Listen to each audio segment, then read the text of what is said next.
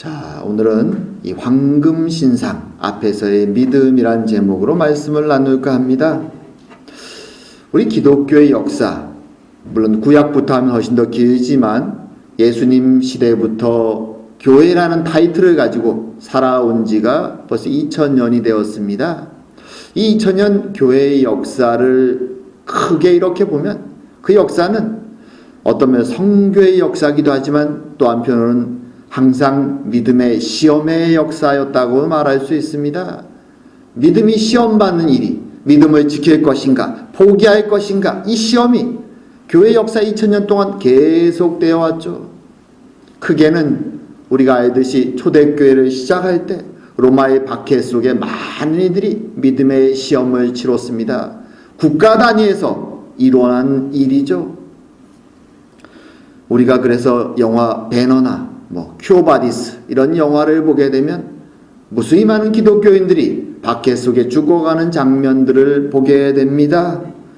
그 고난 속에서 그들은 믿음을 버릴 것인가 믿음을 지킬 것인가 고민했습니다.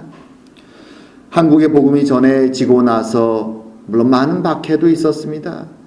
하지만 근대에 와서 우리가 어린 시절 자라면서 본 그 어려움들은, 믿음의 시험은 주로 가정의 차원에서 일어난 일들이 많았습니다. 유교로 제사를 지내야 했던 많은 가정들이 기독교의 복음은 제사를 금한다는 그 이유 때문에 많은 이들이 교회에 가다가 박해를 받고 가정 안에서 고난을 당하기도 합니다. 가정으로부터, 남편으로부터 많은 어려움들이 있어 왔죠. 믿음의 시험이죠. 믿음을 지킬 것인가 포기할 것인가. 어쩌면 지금 현재 우리에게 닥친 이 믿음의 시험은 개인적인 것이라 말할 수도 있습니다. 1년 반의 팬데믹, 누가 교회 가지 신앙을 지키지 말아라, 신앙을 버려라 강요하는 사람은 없습니다. 하지만 공공이익이라는 이름 때문에 우리는 교회에 모이지 못했죠. 그리고 개인적으로 각자의 신앙을 자신의 집에서 지켜야 되는 시기를 1년 반이라는 정말 상상하지 못했던 긴 시간 동안 지내왔습니다. 물론 저희 교회는 다 같이 돌아와서 다시 모이고 찬양하는 은혜가 있지만 많은 교회들의 소식을 들어보면 그러지 못했습니다. 1년 반이라는 긴 시간, 믿음의 시험 속에서 많은 이들은 교회를 떠나기도 하고 아니면은 믿음이 연약해져서 더 이상 교회에 출석하는 일을 포기하는 일들도 굉장히 많다고 합니다. 작은 교회들 중에는 그래서 교회 문을 닫은 교회도 많이 발생했죠. 믿음의 시험은 그래서 여러 단계의 모습으로 우리 앞에 나타날 수 있습니다.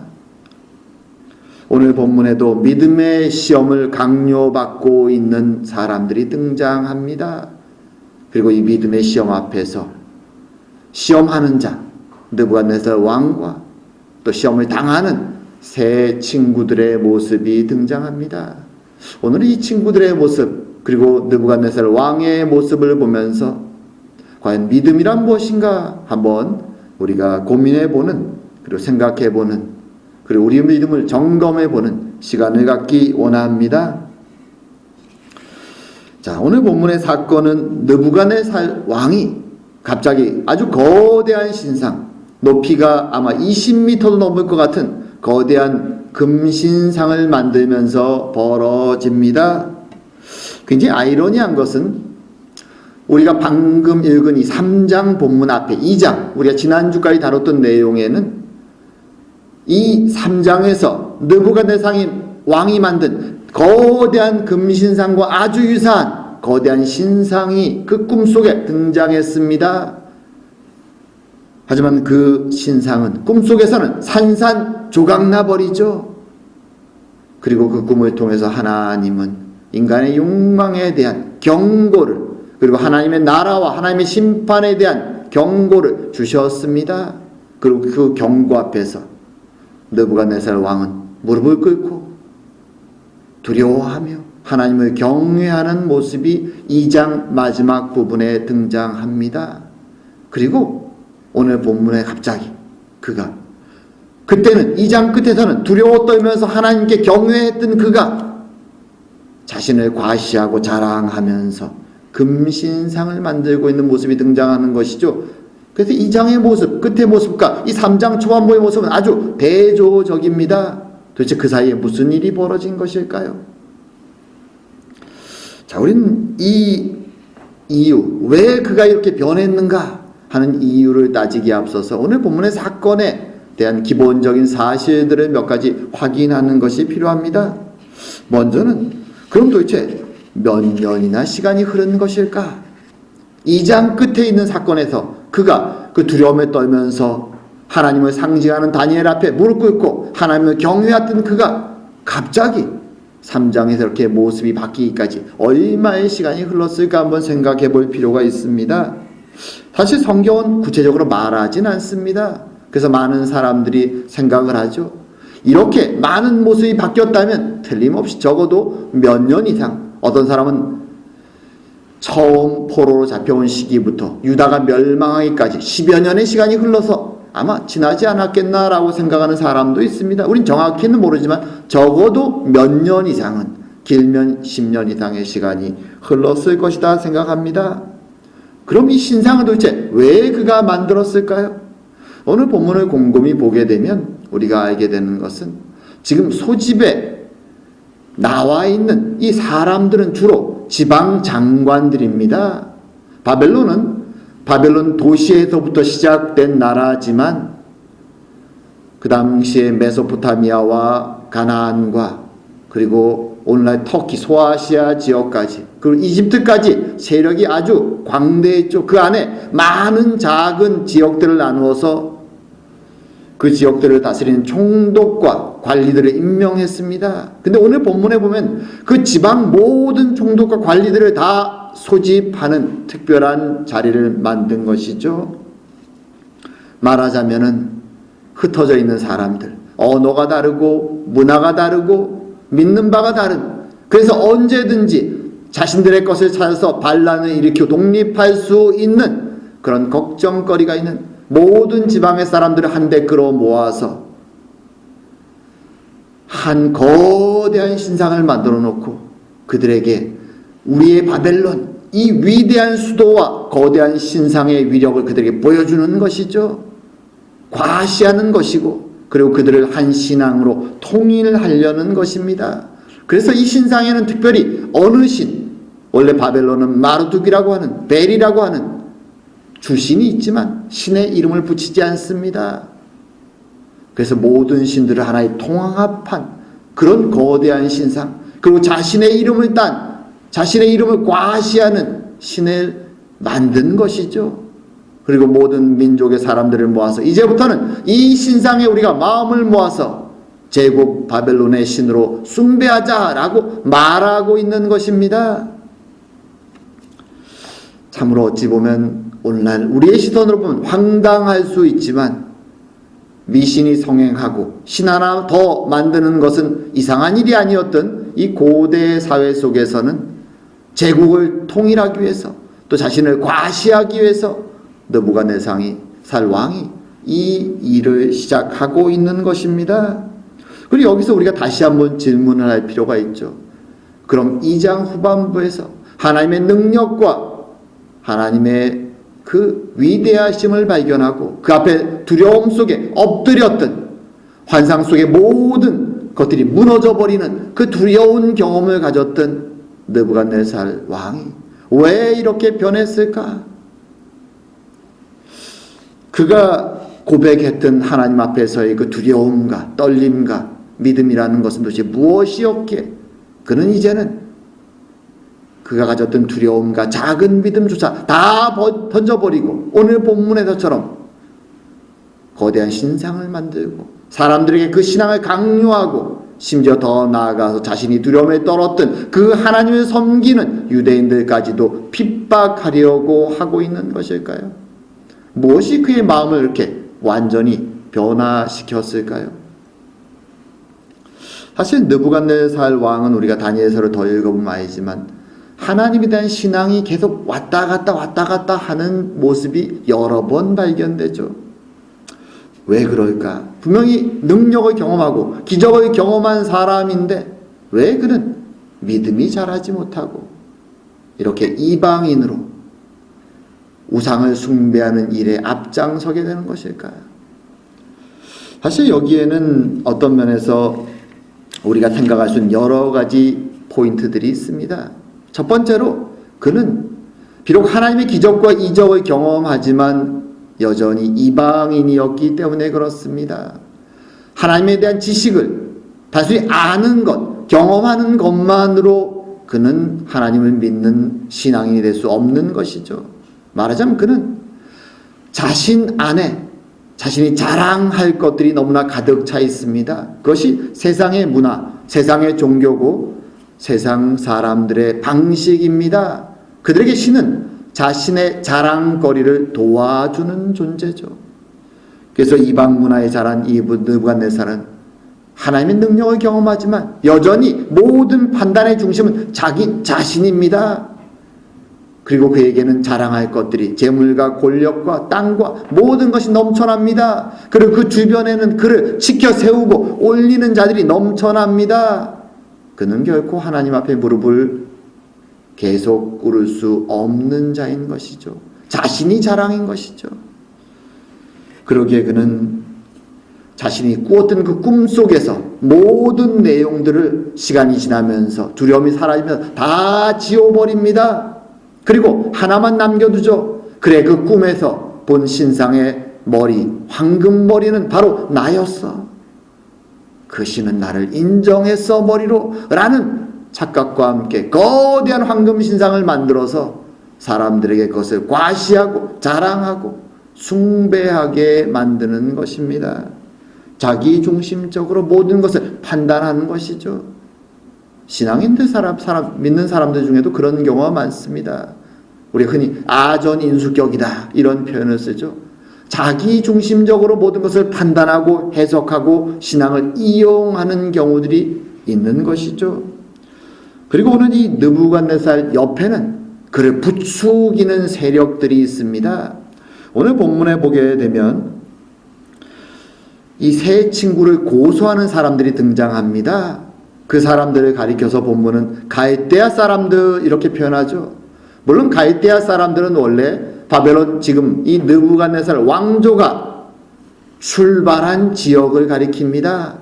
하지만 동시에 오늘 다니엘서에서는 이 갈대아 사람들이라는 표현은 갈대아 출신으로서 말하자면 주술을 하고 그리고 전문을 보고 왕 옆에서 지혜자로서 여러 가지 조언을 주는 한 그룹을 가리킬 때 이 갈대아 사람이라는 표현을 씁니다. 말하자면 그들은 지혜자의 한 그룹이었죠.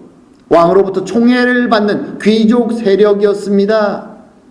하지만 왕의 그 2장에서 등장하는 꿈 때문에 모두가 학살의 위협을 받고 있었던 사람들입니다. 그들 앞에 사실 다니엘의 등장은 한편으로는 복이고 한편으로는 화가 됩니다.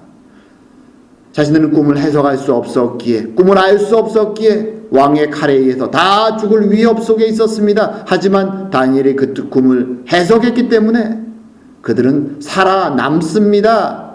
죽음의 학살의 위협을 넘어서죠. 감사한 일이죠.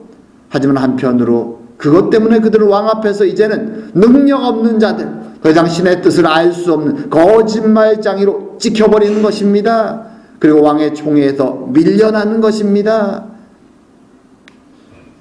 그래서 그들의 마음속에는 비록 다니엘을 통해서 자신들이 살아남았지만 그럼에도 불구하고 다니엘과 세 친구에 대한 질투와 미움이 넘쳐났던 것입니다.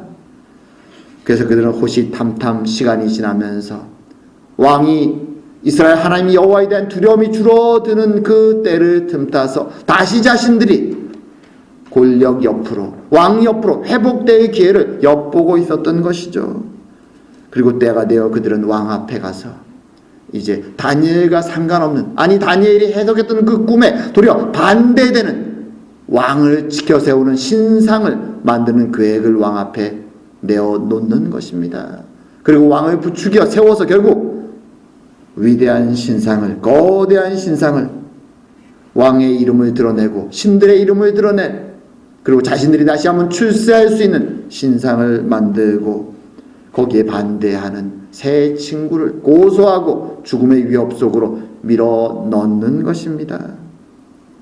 어떤 면에서 다니엘을 통해서 목숨을 구원받은 그들은 이런 일을 한다는 것은 배은망덕하다라고 생각할 수 있지만 이것이 세상의 모습이죠. 자신의 이익을 위해서, 자신의 욕망을 위해서는 은혜의 줌은 쉽게 던져버리고 그것으로 달려가는 세상의 모습입니다.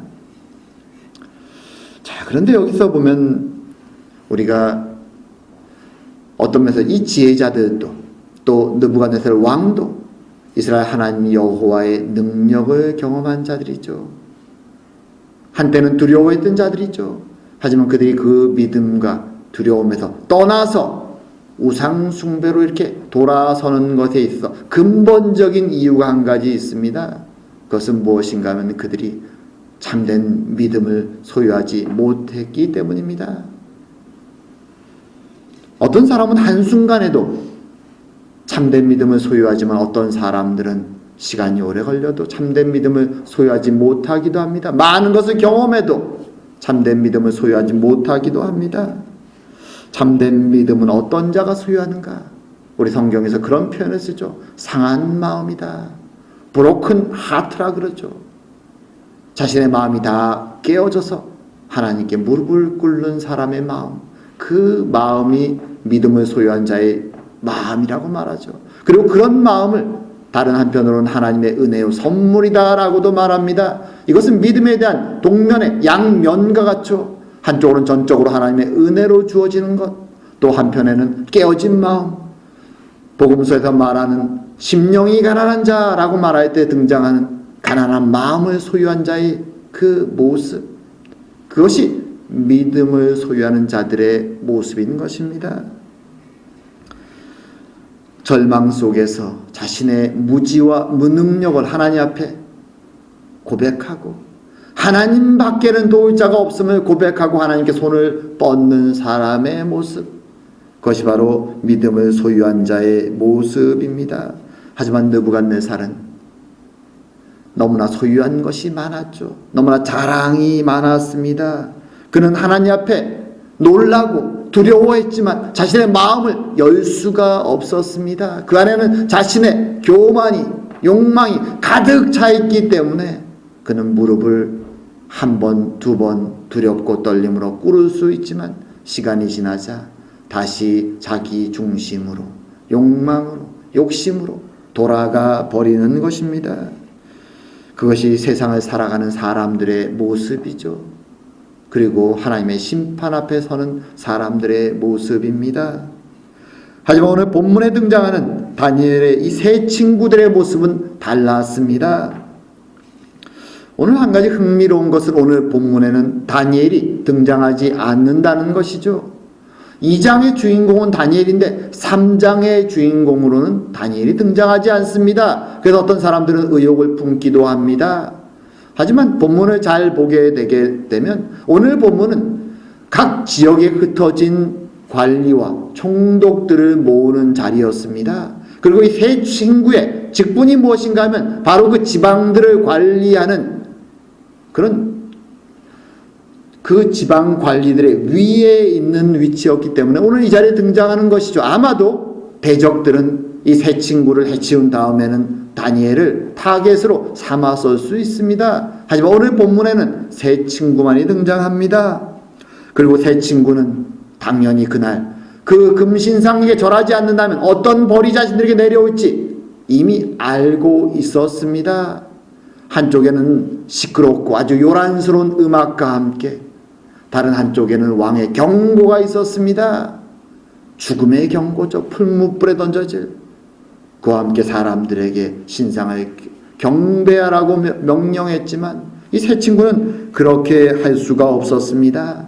그리고 고소되어서 붙잡혀 왔을 때 왕이 다시 한번 말합니다. 기회를 줍니다. 자, 이제 풍악을 올리면 이 신상에 다시 한번 절을 해라. 하지만 세 친구들은 당당하게 왕 앞에 왕이 들으면 건방지고 분노할 만한 말을 합니다. 이렇게 말하죠.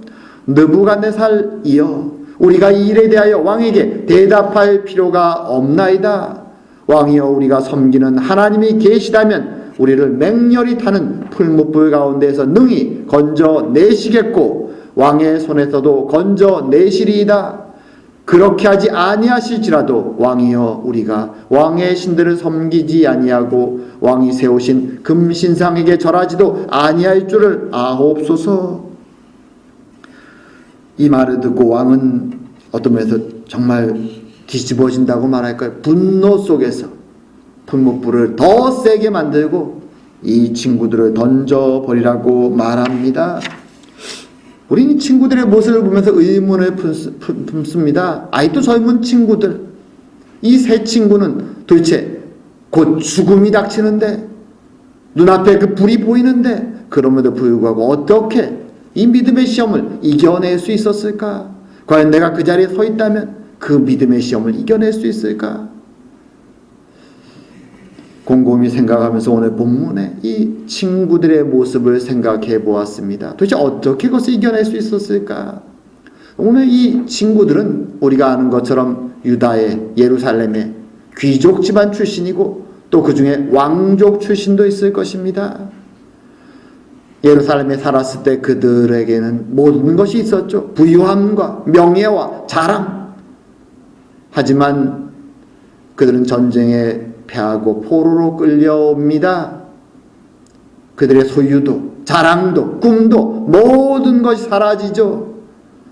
어린 소년들이 포로로 먼 이국 땅으로 비참하게 끌려올 때 어떤 심정이 들었을까요? 소망이 없죠.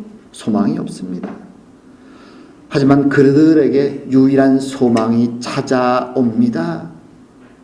바로 하나님의 말씀에 대한 소망입니다. 사실 이스라엘이 남유다가 멸망하기 전에 우리가 선지서를 읽으면 아는 것처럼 많은 선지자들이, 특별히 이사야와 예레미야가 강력하게 예언을 합니다. 너희들의 죄악 때문에 하나님이 이 시온성 예루살렘에 심판을 내리실 것이다. 이제 곧 이국 땅에 강력한 군대가 와서 너희들을 다 쓸어버리고 포로로 붙잡아 갈 것이다. 수없이 많은 경고를 했습니다. 하지만 그들은 듣지 않습니다. 우리의 예루살렘은, 시온성은 하나님의 도성이다. 결코 무너지지 않고 하나님이 지켜줄 것이다. 그들에게 경고하다가 이사야도 순교하고 예레미야도 죽음의 고비를 수없이 넘깁니다. 그런데 시간이 흘러서 절대 일어나지 않을 것이라고 말했던 그 심판이 정말로 일어났습니다. 예루살렘과 유다는 멸망했습니다. 그리고 귀족과 많은 이들은 포로로 끌려옵니다. 하나님의 예언이 정확하게 실현된 것이죠. 그들은 모든 것을 잃고 절망 속에 있었지만 그들의 마음속에 하나님의 예언이 들려오죠. 그것은 하나님의 말씀은 심판의 예언으로 끝나는 것이 아니라 그 뒤에는 회복의 예언이 있다라는 것입니다. 정확하게 멸망의 심판을 예언했던 선지자들의 말씀 속에는 이제 때가 되면 하나님이 그의 나라를 다시 회복시키실 것이다. 회개하며 그분을 믿고 순종하고 따라라. 이제 이 세 친구들은 유일한 소망으로 하나님의 회복의 말씀을 붙잡는 것입니다. 그리고 그 절망 속에서 그들은 하나님의 은혜를 만나는 것이죠. 살아계신 하나님의 능력을 경험하는 것입니다. 그 이국 땅에서, 이방의 땅에서 말입니다. 절망 속에서 하나님의 능력을 경험할 때 그들의 믿음이 어떠할까요? 다시 이 모습은 출애굽의 모습과도 같습니다. 하나님은 출애굽을 통해서 구원이 무엇인가, 믿음이 무엇인가를 이스라엘에게 가르쳐 주셨죠. 노예가 되어서 절망 속에 살아가던 이스라엘 사람들을 하나님은 기적과 이적 속에 출애굽시키셨죠. 그리고 하나님이 누구신가를 그들에게 보여주셨고 그들에게 믿음의 길을 걷게 하셨습니다. 이것이 오직 하나님밖에는 믿을 자가 없구나. 신실하신 하나님이 약속을 하신 모든 것을 한 글자 한 글자도 어김없이 이루시는 하나님에 대한 믿음 앞에 무릎을 꿇고 절망 속에서 부서진 마음으로 모든 것을 열고 하나님을 붙잡고 의지하는 그 믿음, 그것이 상한 마음입니다. 그리고 심령이 가난한 자의 모습입니다. 오늘 새 친구는 그 믿음을 소유했던 것이죠. 절망 속에서 손을 내미시는 하나님의 능력의 손을 그들은 붙잡고 있는 것입니다. 이것은 오늘날도 마찬가지죠. 오늘날에도 상한 마음이 없는 사람들은 믿음을 가질 수가 없습니다. 우리가 살아가는 이 서구 세상은 기독교 문화 속에 축복을 받고 번성했죠. 지금은 세상의 역사의 주인공들이 되어 있죠. 하지만 부유해지고 축복을 누리게 되자 그들은 더 이상 가난한 마음을 가지지 않습니다. 상한 마음을 가지지 않습니다. 하나님께 무릎을 꿇지 않습니다. 믿음을 버리고 교회를 떠나갑니다. 우리는 알죠. 오늘날 서구 교회들이 얼마나 많이 비어버렸는지. 아름다운 교회 예배당만 남고 성도가 없는 것이 서구 교회들의 현실입니다. 이제 그들은 자랑할 것이 많은 자들이 되어버린 것입니다. 상한 심령으로, 심령이 가난한 자로 주님께만 의지하던 그 믿음은 없어져 버린 것이죠. 오늘날 기독교가 계속 성장하는 지역이 있습니다. 아프리카 지역입니다. 엄청나게 많은 기독교인들이 지금 계속 성장하고 있습니다. 그 지역은 우리가 아는 것처럼 아주 가난합니다. 하루에 한 끼도 먹기 어렵고 마실 물도 찾기 어렵습니다. 정말로 가난한 사람들, 그 가난 속에 그들은 하나님께 무릎을 꿇습니다. 하나님 밖에는 도와줄 분이 없기에 그들은 간절하게 하나님께 메어 달립니다. 깨어진 마음으로 가난한 자의 심령으로 하나님께 메어 달리는 것이죠. 물론 성경에서 말하는 가난은 육신적인 가난만이 아니라 영적 가난을 더 중요시하는 것은 사실입니다. 그럼에도 불구하고 이런 메시지들은 우리에게 경고하는 것이죠. 과연 너희들에게 참된 믿음이, 상한 마음이, 가난한 심령이 있는가? 오늘 이 새 친구의 믿음을 우리는 흔히 보면서 와, 믿음이 좋네, 대단한 사람들이네 라고 멀리 마치 옛날 이야기처럼 바라볼 때가 많습니다. 하지만 이 이야기 속에서 이 젊은 청년들이 어떻게 그런 믿음을 소유할 수 있었는가, 그 이유를 우리는 곰곰이 들여다보는 것이 필요합니다. 그들은 모든 것을 잃었던 자들이죠. 절망 속에 있었던 자들입니다. 그 속에서 하나님의 소망을 붙잡고 하나님의 능력을 경험하고 하나님만을 의지하는 믿음을 소유하게 된 자들인 것이죠. 상한 마음, 가난한 심령으로 하나님만을 의지하고 그리 아니하실지라도 우리는 하나님만을 믿고 따라가겠습니다라는 믿음의 고백을 하게 되는 것입니다. 그리고 오늘도 주님은 그런 상한 마음을 가진 자들을 찾고 계십니다. 어린아이가 자신의 아버지의 손을 꼭 붙잡고 의지하고 절대로 놓지 않고 따라가는 것처럼 그렇게 하나님을 의지하고 따라올 백성들을 찾고 계신 것입니다. 이제 말씀을 맺을까 합니다. 오늘 본문에서 느부갓네살 이 왕은 하나님의 위대한 능력을 경험했지만 그는 시간이 흘러 하나님을 잊고 자신의 자랑을 위해서 거대한 신상을 만듭니다. 하나님의 경고도 다 무시하고 이제는 자신의 영광을 위해서, 자신의 자랑을 위해서 신상을 만들고 사람들을 모아서 거기에 절하라고 숭배하라고 명령합니다. 그리고 절하지 않는 자는 모두 다 죽이겠다고 경고합니다. 하지만 다니엘의 세 친구들은 이 두려운 명령에도 불구하고 믿음을 버리지 않습니다. 죽으면 죽으리라. 하나님을 믿고 의지하며 그들은 나아갑니다. 이 모습들, 동일하게 하나님의 기적을 경험했지만 그저 지식으로 그것을 받고 버리는 사람의 모습, 한편으로는 하나님의 능력과 은혜를 경험하고 상한 심령으로 하나님께 엎드리며 하나님만을 믿고 나아가는 친구들의 모습, 두 모습이 우리에게 대조적으로 보여주고 있습니다. 그리고 하나님의 구원이 어디에 임하는가를 우리에게 보여주시는 것이죠. 오늘도 하나님은 어린아이 같은 심정으로, 가난한 심정으로, 상한 심령으로 하나님께 나와 무릎 꿇는 자를 찾고 계십니다. 세상에 참된 안식과 쉼은 오직 하나님의 십자가 밑에만 있음을 알고 매일매일 주님의 십자가 밑에 나와서 말씀을 읽고 기도하며 아버지의 음성을 기대하는 그 어린아이의 심령을, 상한 심령을, 가난한 자의 심령을 우리에게 찾고 계십니다. 참으로 세상을 살아가는 것은 매일매일 쉽지 않죠. 내가 하나님께 부르짖어도 때로는 응답이 없을 때도 있습니다.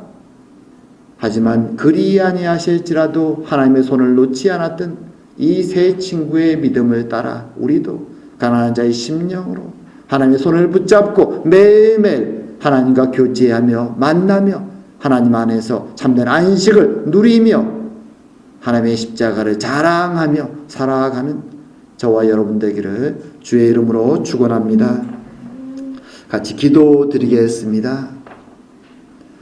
사랑과 은혜의 하나님 아버지, 참으로 다니엘의 세 친구들에게 참된 믿음을 허락하여 주시고 그들이 상한 마음으로 주님께 나와 무릎 꿇고 간구하며 주님께 손을 뻗었을 때 그들의 믿음을 버리지 아니하시고 그들을 붙잡아 구원과 은혜로 주님의 영광을 드러내신 하나님, 오늘도 우리도 그들의 믿음을 따라 상한 심령으로 가난한 자의 마음으로 오직 하나님께만 의지하는 자들로 아버지의 손을 붙잡기 위해 나왔사오니 우리의 마음을 받아주시옵고 힘든 세상, 어려운 세상, 우리를 시련으로 흔드는 이 세상 속에서도 흔들림 없이 아버지의 십자가 밑에 그곳에서 참된 안식을 누리며 매일매일 하나님과 동행하며 감사하며 살아가는 저희가 다 될 수 있도록 주님 은혜 내려 주시옵소서. 오늘도 함께 하심을 감사드리오며 모든 말씀 예수님 이름으로 기도드립니다. 아멘.